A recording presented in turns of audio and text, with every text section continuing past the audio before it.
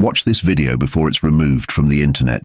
So what I did was I studied parse. I studied syntax. Syntax is how two words come together.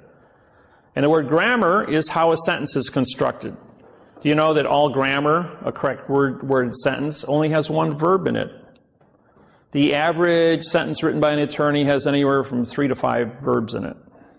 Some sentences have adverb, verb, adverb, verb, adverb, verb. The whole sentence is written that way. There's not even an adjective or a pronoun, a preposition, article, or an effect. When you were in school, 5th grade, we studied prepositional phrases.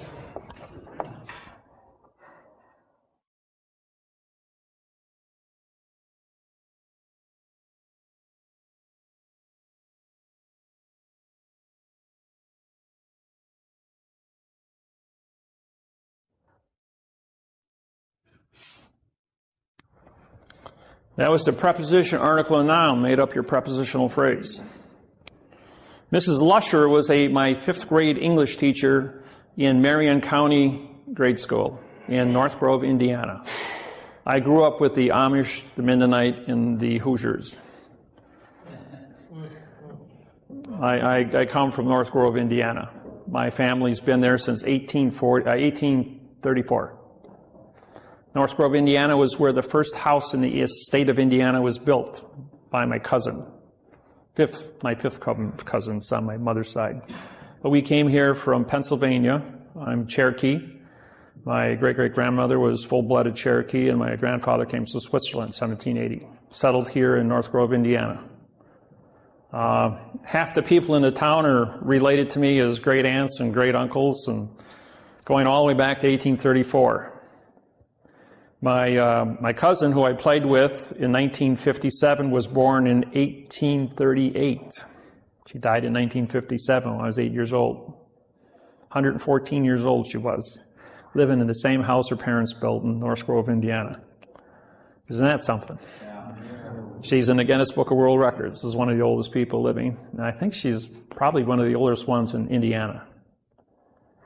And I used to work on the farms with the Quakers and the Amish here in Indiana, cutting hay and driving tractors, and I had my fun playing in the hay at harvest time. So I'm fully aware of the politics and everything. And Mrs. Lusher, my English teacher, was my next door neighbor. We had an 80-acre farm with 40 pigs. We had 40 head of cattle, and we were farmers too. My mom and dad gave that a shot. We had six brothers and sisters, so big family.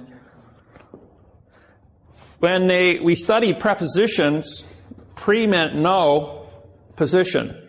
An article, anytime you have a vowel, two consonants, ART, we have no ownership. So if you have no position and you have no ownership, you have a no-no. NO is no, and UN is no in Latin, better known as the noun. So what we did is when we disqualified this in 1999, we had to come up with a brand new answer for a mathematical interface on grammar. So we did this. We had a position, dropping the word pre, and the word lodial is spelled L-O, which is location, D-I is original, A-L is contract. And if you have ownership, in other words, for my pen, for is a position, my is lodial, and pen would then become a fact. Now, if I just were to drop one of these two positions here and say my pen and drop the word for, or with my pen, and I drop the word with, and just say my pen, my becomes an adverb, and an adverb